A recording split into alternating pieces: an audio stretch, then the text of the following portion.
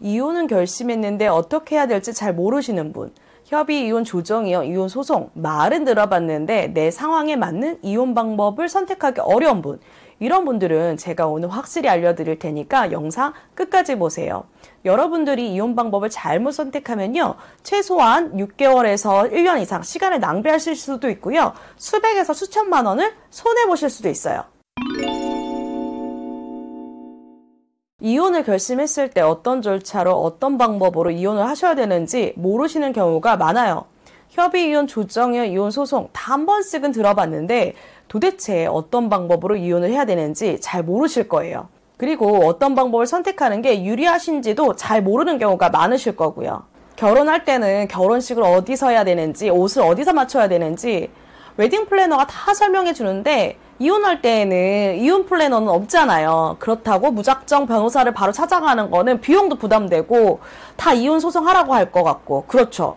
그런데 저는 상담 오시는 분들의 상황을 들어보고 가장 좋은 방법을 선택하실 수 있도록 이혼 플래닝을 해드리고 있습니다. 이번 영상으로 이혼을 어떤 방법으로 하는지, 어떤 절차가 가장 유리한지에 대해 시간당 상담비를 받고 해드리는 내용을 모두 알려드리려고 합니다. 첫 번째, 협의이혼은요, 부부 양측이 모두 이혼에 동의를 하고 재산분할이랑 위자료에 대한 협의도 다 했고, 이혼 전이나 이혼 직후에 재산분할이 쉬운 경우, 그 다음에 미성년 자녀가 없는 경우에 보통 추천을 드려요.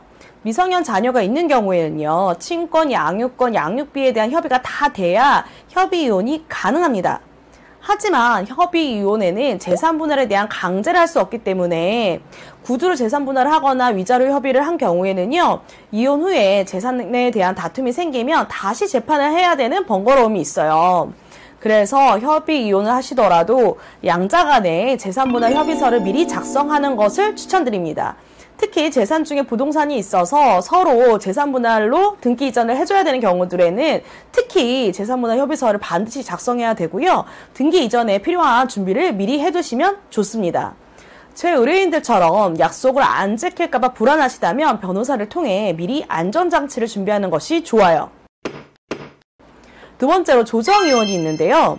이혼에 양측이 모두 동의를 했지만 사소한 부분들이 협의가 안 된 경우, 재산에 대한 부분을 좀 더 명확하게 할 필요가 있을 때에는 조정이혼을 하시는 것이 좋아요.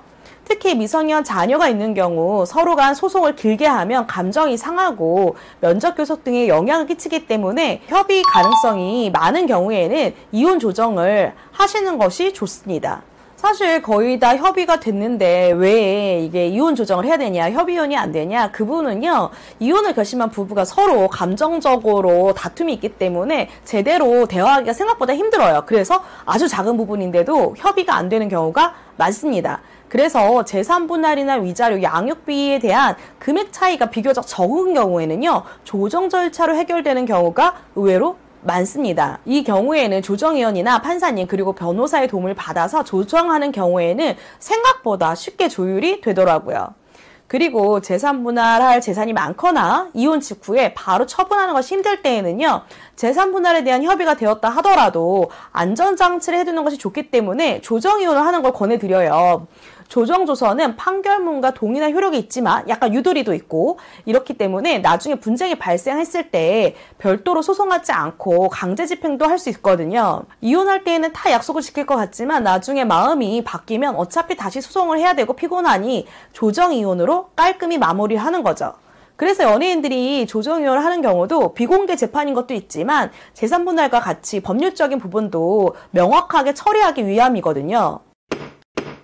세 번째는 이혼 소송입니다. 상대방은 이혼을 원하지 않는다. 아니면 상대방이 외도를 했다. 상대방이 유책 배우자라 나는 꼭 위자료를 받아야 된다. 미성년 자녀의 친권, 양육권, 양육비를 다툰다. 재산에 관한 부분이나 이런 부분에 도저히 조율이 안 돼서 갭이 너무 크다. 이런 경우에는요, 어쩔 수 없이 이혼 소송을 하실 수밖에 없어요. 특히 상대방이 재산이 많거나 상대방의 재산을 모른다, 이런 경우에는요, 재산에 대한 감유 가처분 신청도 해야 되고 조속히 상대방의 재산을 조회를 해야 됩니다. 이런 경우는 거의 다 알아서 변호사를 찾아가는 편이에요. 오늘은 이혼을 하는데 어떤 방법이 있는지, 그리고 개개인의 사정에 따라 어떤 방법을 선택하는 것이 좋은지에 대해서 설명을 드렸어요.